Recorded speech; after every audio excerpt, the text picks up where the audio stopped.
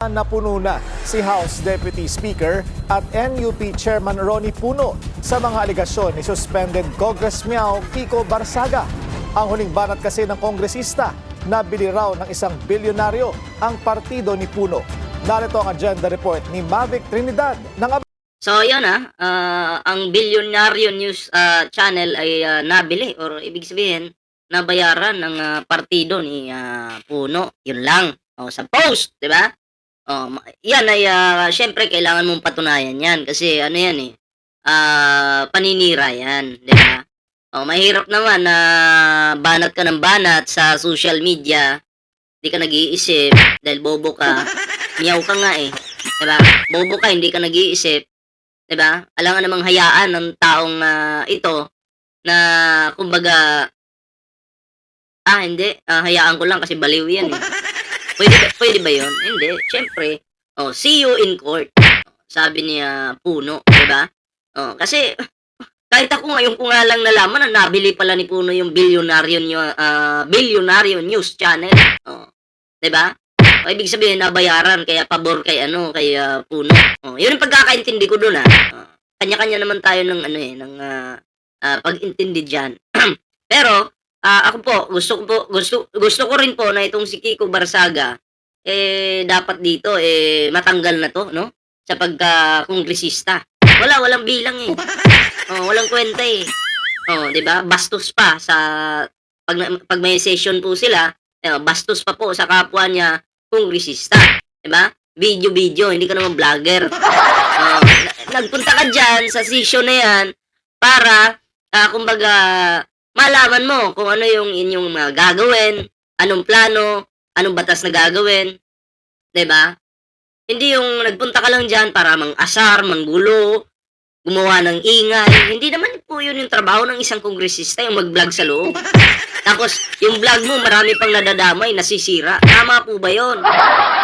Yan po ay maling-mali yan, 'di ba? Walang kwenta 'yan.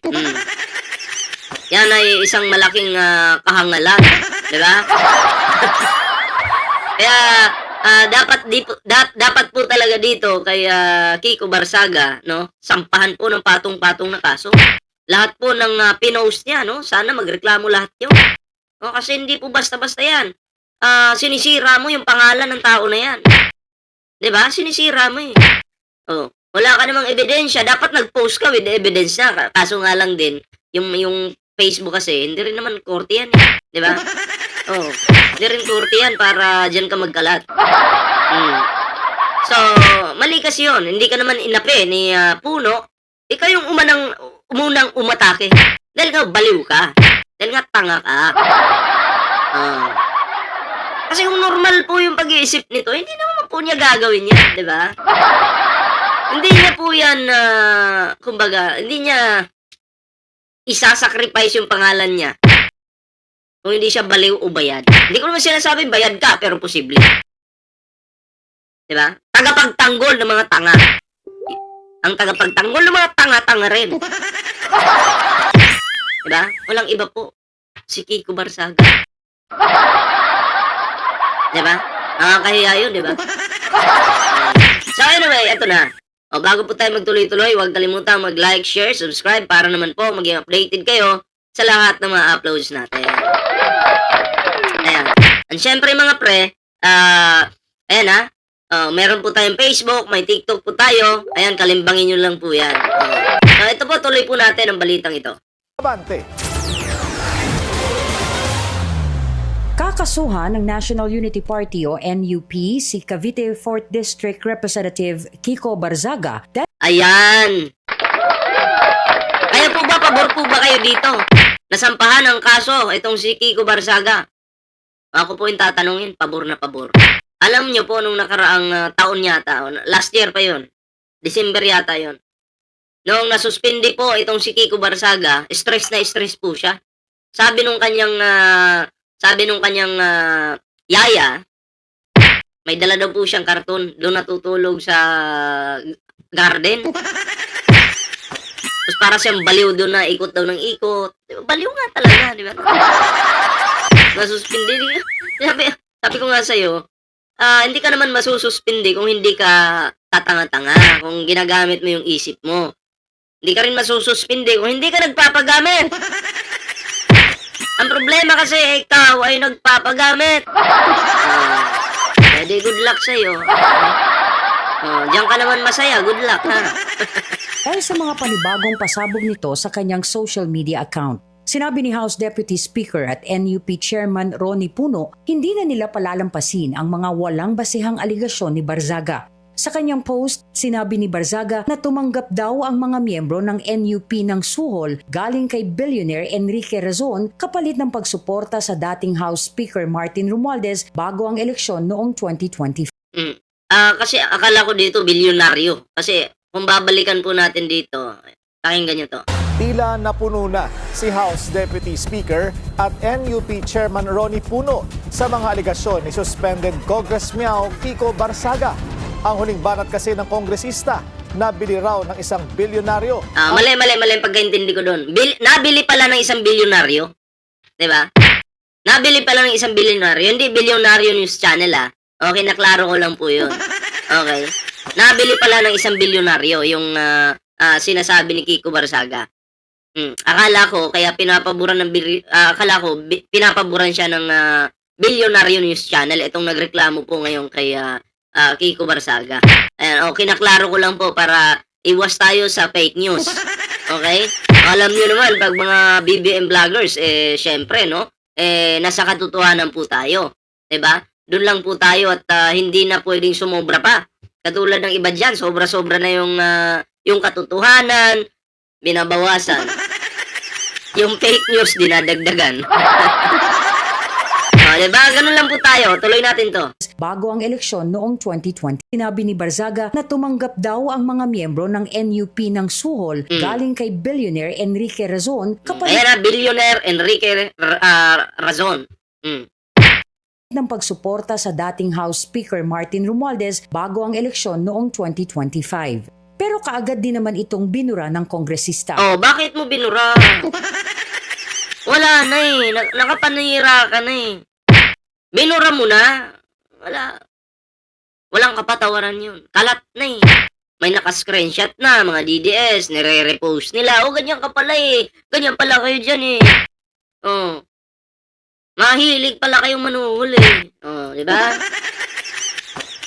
Siguro pinagsisihan na yan ni Kiko Barzaga, pero tuloy ang kaso. Pinalitan niya ito ng panibagong post laban kay Congressman Puno matapos nitong ihayag na kakasuhan ng partido si Barzaga. Sabi ni Barzaga, Umurong yung puwet. pwede naman daw siyang kasuhan ni Puno pero pagpapatunay lang daw ito na nabili na ng negosyanteng si Razon si Puno. Mali yung banat mo, Kiko Barzaga. Kakasuhan ka dahil yun yung tamang proseso. Diba? Hindi porket nagkaso yung tao, inabili na. Mali yun. Tanga ka talaga. Kakasuhan ka dahil paninira yung ginagawa mo. Ngayon, kung sa tingin mo, hindi ka guilty, papatunayan mo yun sa korte. Diba? Pinapalabas ni Kiko Barzaga na sa mga supporter niya, pag kinasuhan ako, guilty sila. Pag kinasuhan ako, sigurado bayad yung mga, kumbaga, mahilig manuhol yung mga yan, or nasusuhulan ka. Ganun po yun.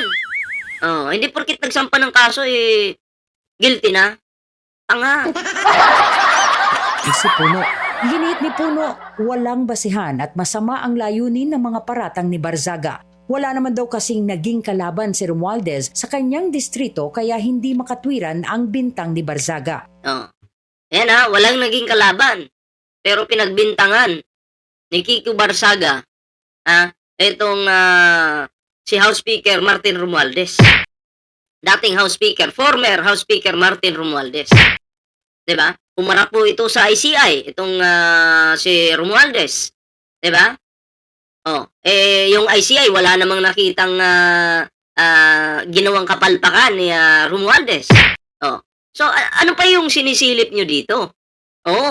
Bakit galit na galit kayo kay Romualdez? Naiintindihan ko yung iba na nagpo-focus lang sa issue Diba? Naintindihan ko sila kung bakit nila may kinikritik po nila si Romualdez. Naintindihan ko, pero yung iba fake news na, sobra na. 'Di ba?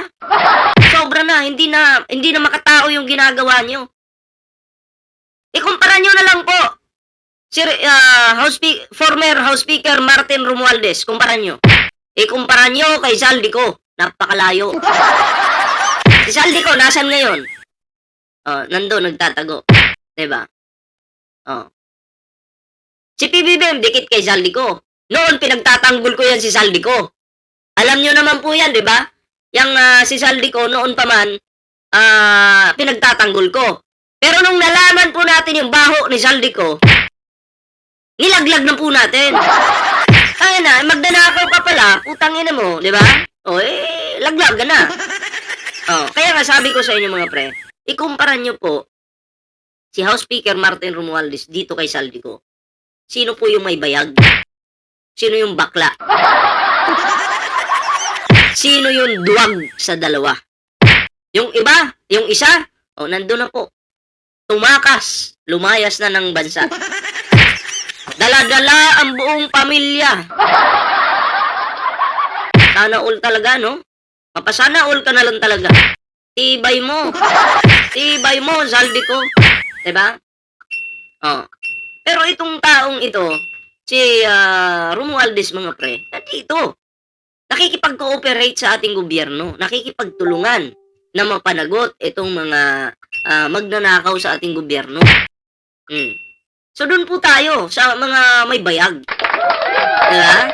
Doon po tayo sa mga handang humarap kapag siya'y pinatawag. Yun po yun. Diba? Tuloy natin. At dahil sa mga akusasyong ito ni Barzaga sa mga miyembro ng NUP, sa korte na lang daw sila magkita. Ayan. Tama lang yun. Diba? Galit na galit si Kiko Barzaga, no? Sa mga, lalong-lalo na kay Martin Romualdez. Diba? Galit na galit. Diba? Wala ka namang may latag na ebidensya. Okay sana kung magsasalita ka, may ebidensya ka laban sa kanya. Wala eh. Kupal ka lang eh. Diba? Tatanga-tanga ka lang eh. Wala ka namang bilang. Wala po. Kaya, ang masasabi ko dito, no, kay Kiko Barzaga, good luck. Kumuha ka lang ng bato na ipupukpuk mo sa ulo mo. Congratulations. Congratulations sa'yo. Dahil ang batong ito, sulit na bato, pinukpok mo sa ulo mo. And then yung nanggamit sa'yo, nakasmile ngayon. Masayang masaya sila. Dahil nagamit ka, bobo, tanga kasi. Ay, nako po. Ang NUP ay partidong minsang pinamunuan ng ama ni Barzaga na si Elpido Barzaga Jr. at kinabibilangang partido rin ng batang kongresista. Noong Disyembre ng nakarang taon, sinuspindi si Barzaga ng Kamara ng 60 araw ng walang sahod at benepisyo dahil sa Okay lang walang sahod. Maliit lang naman yung sahod, pero yung ninakaw, diba? Hindi ko naman sinasabi magnanakaw ka, pero bakit laki-laki ng mga perang pinapakita mo sa social media? Magkano lang ba yung sahod nyo? Tapos yung pinapakita mo, laki-laki no? Diba? Sana all no, makapal yung pera. Okay lang, masuspindi.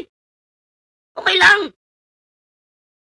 Yung naibulsa naman, marami na. Di umano. Magtatanong ako, may naibulsa ba? Wala. Tanong ko lang naman.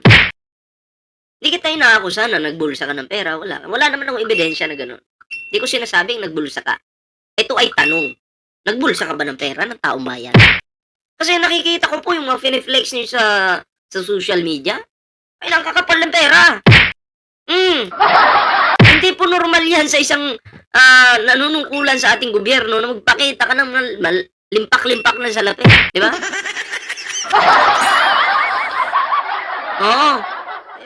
Kaya napapatanong tuloy ako. Ano ba to? Galing ba to sa sahod o sa nakaw? Tanong ko lang naman. Kasi yung sahod, alam natin eh. Kung magkano yung sinasahod mga kongresista, pero yung nakaw, hindi na natin malalaman yan kung magkano. Kaya nagtatanong ako. Kasi wala po akong alam dyan. Isa lang akong normal na Pilipino. Nagtatanong lang po ako. Sana maintindihan nyo, ha? sa ilang posts nito sa kanyang social media account na umano'y puro paglabag bilang isang mambabatas ng mababang kapulungan. Ngayong darating na Pebrero sana nakatakdang matapos ang suspensyon ni Barzaga. Pero ilang mambabatas ang nagpanukalang dumaan muna siya sa fitness test para malaman kung angkop na siyang magtrabaho muli. Yo! Mahihirapan to makabalik. Pinagkaisahan na eh. Alam mo bakit pinagkaisahan? Iba kasi yung ugali niya. Pagdating sa kongreso, bastos po siya. 'Di ba? Hindi po siya normal eh. Para sa akin ha. Para sa akin hindi siya normal. So kailangan muna dumaan siya sa tamang proseso. Which is ako yung tatanungin yung pabor na pabor po ako diyan. Pero tila magbabago ang storya ngayong panibagong kaso na naman ang kakaharapin ni Barzaga. Sa pagbabalik ng sesyon sa susunod na buwan, nakahanda raw si Barzaga na mag-privilege speech para patunayan ang umano'y suhulang kinasangkutan ng NUP. Para sa agenda, Mavic 3... Ayan, napapatunayan daw niya. Hindi ka makakabalik dyan. Mag-ano ka muna. Patingin ka muna. Kasi mahirap po. Sabi ko nga sa inyo, mahirap na magkaroon tayo ng dyan sa kongreso, mga baliw na mga namumuno, no? Yung mga kongresista ba? Mahirap po. Dapat po yung niluluklok dyan, no, is yung may kakayahang mag-decide. Hindi yung puro paninira. 'Di ba? Dapat ikaw kung nasa kongreso ka, sikat ka sa paggawa ng kabutihan, hindi sa paggawa ng katarantaduhan. Eto sumikat lang to sa paggawa ng katarantaduhan. 'Di ba? Kaululan. 'Di ba? So kayo mga pre, kung kayo po yung tatanungin, ayan anong reaction niyo dito? Comment down below para naman po mabasa natin yung mga komento, reaksyon. Ayan So, yun hanggang dito lang muna yung ating video mga pre. At syempre, huwag kalimutan mag-like, share, subscribe. May TikTok po tayo dyan, may YouTube channel po tayo dyan. Yan. O, kalimbangin nyo lang po yan. So, yun mga pre, hanggang dito lang muna yung ating video. Ingat po kayo palagi. Magandang araw po at magandang gabi sa iyo lahat. Ingat. Ingat po.